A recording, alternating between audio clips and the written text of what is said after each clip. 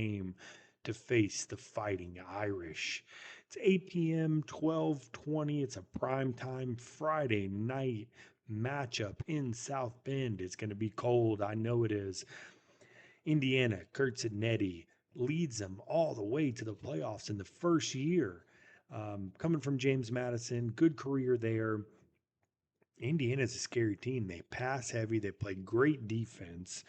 45.3 points per game and only allowing 14.7 points per game on the defensive side. That ranks sixth best in the nation. You know, Notre Dame, though, the hottest team in the nation. 10 straight wins, 8 straight covers, dominating everybody. Line opens up at 7.5, over unders 50.5. Notre Dame covered these numbers. I tweeted this out. This is probably my favorite matchup of the first four. I like Notre Dame here at home. They're going to run the football. No, Indiana's got that deep, but it's about who you played. Um, Beat Michigan 20-15, lost to Ohio State. So the two physical teams they played all year, close battles. Notre Dame's a physical team. They're going to run the football. They got the home field advantage. I like the 7.5. I've already bet it. 7.5, get it now. I honestly thought it would already been bet up to around 8. I see 7.5's holding steady. Over opened up at 49. Now it's 50.5. I kind of slightly lean over, but I'm kind of worried about Indiana moving the football. 15 against Michigan, couldn't move the ball against Ohio State. This is going to be a struggle for Signetti and the guys. Great season overall. I was kind of worried about him on selection day. Honestly, they should have been passed up. They didn't play anybody. Bama could have got in over them. Miami could have got in over them. But again, you win 11 games, rightfully so. Get a chance to prove yourself. In-state rival at Notre Dame. So I think that's what they were looking for. I just don't think they're going to be able to handle this Notre Dame rushing attack. Riley Leonard. I know Love was hurt. I think he'll be back with the time frame. I don't see him even on the injury report here, so he should be good to go. They got a dual-headed backfield there. So Notre Dame in the first matchup. They win that. They go to the Sugar Bowl to play Georgia. Um, who knows with this Carson Beck injury too. So this might be a good spot for Notre Dame. I kind of like Notre Dame to keep it moving here. Maybe the Irish break that curse and maybe win a natty this year. We will see. Next game on the board is SMU at Penn State. Opened up at 8. Now it's still 8, 7.5's popping up there. 53 and a hook being the over under. Winner goes to play Boise State in the Fiesta Bowl. So talk about the best matchup. Both these teams happy to be here, ready to face Boise State. I mean, out of these four teams, who you want to play? You want to play Boise State, maybe Arizona State, but proof is out that they're a good football club, great coach. We'll get into them in a little bit, but you got to face Genty, but don't look over this SMU team. Lashley, Jennings, the old Hurricane, Brashard Smith. They like to get the ball in their playmakers' hands. Penn State defense has been incredible. 16.4 points per game. That's including that 40 burger Oregon put on them. So that was the first time they allowed anybody to go over 30 on them. SMU 38.5 points per game. So Penn State's offense has come alive too. 463 average yards per game since that Ohio State game. So they move the ball. They like to throw to Warren. They got two good backs over there. I was impressed by the Penn State team. I mean, Oregon's the best team in the nation. Penn State hung with them. James Franklin kicking that field goal, punting late. James Franklin's going to lose you games. I think they have the talent, but the coaching, you always got to factor that in your handicap.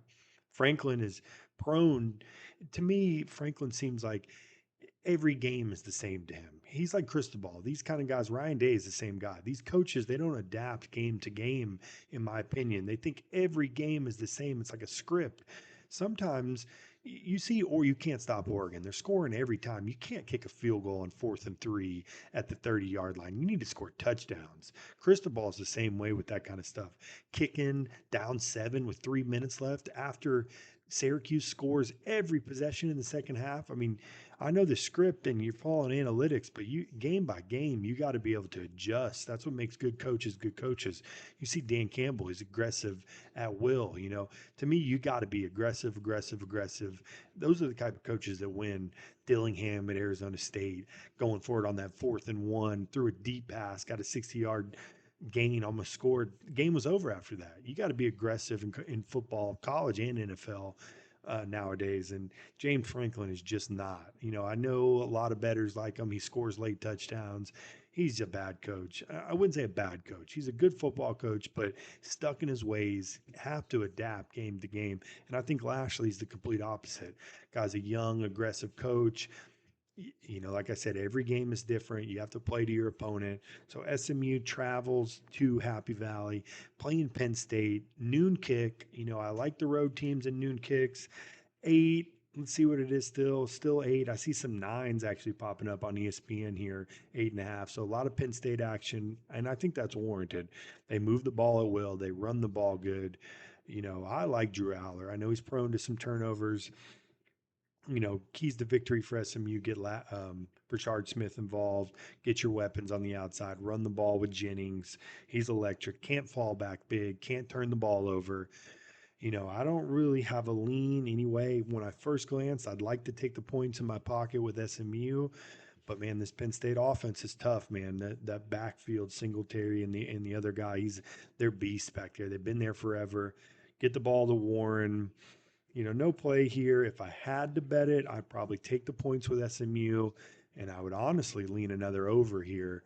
I know Penn State's defense has been great, especially in the second halves of football games, but you got some game film on Oregon. I know they got the ball to Tez Johnson at will, so SMU's got those small, shifty receivers as well. So get the ball in space, run those slants, get the ball out quick. That's the recipe for SMU. And if you're an SMU backer, hope James Franklin messes up again. You always got that in your back pocket, too. So nothing on that. We'll move on to the Clemson at Texas battle. It is going to be at 4 p.m. on 12/21, a Saturday. So afternoon game in Austin. Clemson travels to Texas. Texas, best pass defense in the nation. But what are they going to get from Ewers? Quinn Ewers. I've never been a Quinn Ewers guy. I almost think that Manning's going to play a little bit in this game. Sometimes Ewers is hot. When he's hot, he's rolling, and then he's not sometimes. A majority of the time. He's lost a lot of draft stock. Sark, good coach. He's aggressive. I like Sark, but Dabo is who he is, man. He gets these guys to play. Clemson definitely can't turn the ball over. I think this Texas pass defense is going to cause problems for Clemson. Phil Maffa, I know he didn't return in that game. He's been bugged by that shoulder injury. He hasn't been the same all year. They need him. I'm a little weary here with Clemson. I think Texas could blow them out. I hate laying 11 points here with Texas because you never know where you're going to get, but that's where I lean here. I lean Texas minus 11, maybe even under. Clemson's going to have a hard time moving the ball. I know Klubnik's been better of late, but he's still a little injury or turnover prone. And this Texas defense is good, man. You can't pass on them. So, Maffa out, hard to throw on this Texas defense. This guy's a recipe for a blowout, in my opinion. I wish this was the night game. If it was the night game, I definitely would take Texas minus these points, but we shall see. That's kind of all I got in here. Heavy lean Texas, no bet placed yet. If I had to bet it, I'd go under 52, 51.5. I see some numbers popping as well. Winner of that, another good spot goes to play they go to the Chick-fil-A Peach Bowl and play Arizona State, the Fighting Cam Scataboos. So you're going to have to stop the run in that game. And I love Dillingham as a coach. I can't stress that enough. What a great season by them. But if you're Texas, you'll be a heavy favorite against Arizona State as well. So bracket shaping up for that side too, but I lean Texas minus 11 there. Last matchup, Tennessee at Ohio State. Opened at 7. See a lot of 7.5s. Over under 48. I see some 47s and a couple 47.5, mostly 47. So a little under money, which I understand. Tennessee's only given up 20 points twice all year to Georgia and Vanderbilt. lost at Georgia, both on the road. Remember, this game at Ohio State in the shoes. So, Tennessee's going to try to run the ball. Sampson, hand it off a lot, get those big explosive plays on the outside with Nico. I know they like to throw deep. Another bad coach, Ryan Day. Again, when I say bad coach, I know the guy's proofs in the pudding. He's a good coach, probably a good leader, but same thing as Franklin. He's stuck in his ways, doesn't adapt, punts too much, in my opinion. So you got that in your back pocket, and that Michigan loss. I heard Kurt Hertree say this.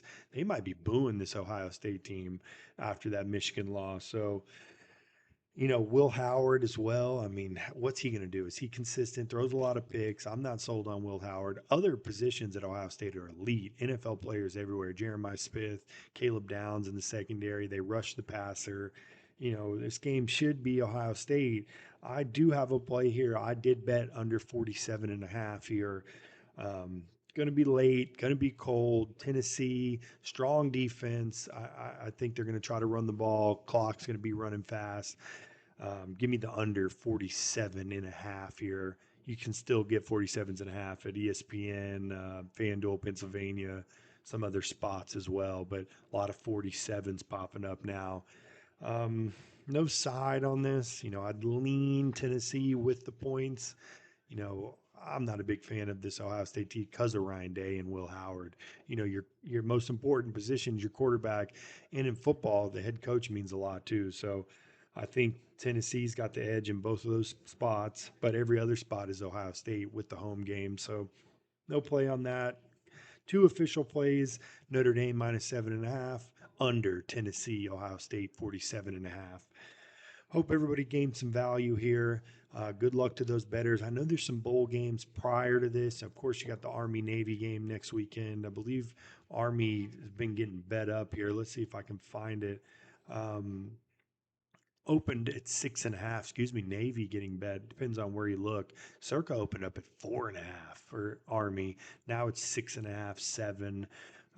40 being the over under. So no play in that. Also a couple bowl games prior to this college football playoff, Memphis, West Virginia. We'll have a video going over those games as well. So get that Notre Dame game in. I keep thinking this is going to go up. I wouldn't be shocked by kickoff if it's 8 or 9. So, you know, been on a little cold streak. All plays found at letsgetawin.com. It'll take you right to my spreadsheet here, but we're 255 and 173, up 92.45 year to date.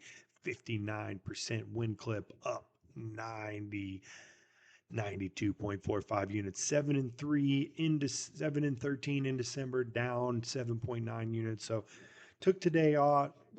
We're staying consistent, staying in our units, not chasing the losers. We'll get right. We know what we're doing. Have some college basketball plays out there for tomorrow. Good luck to everybody. And as always, let's win you money betting sports.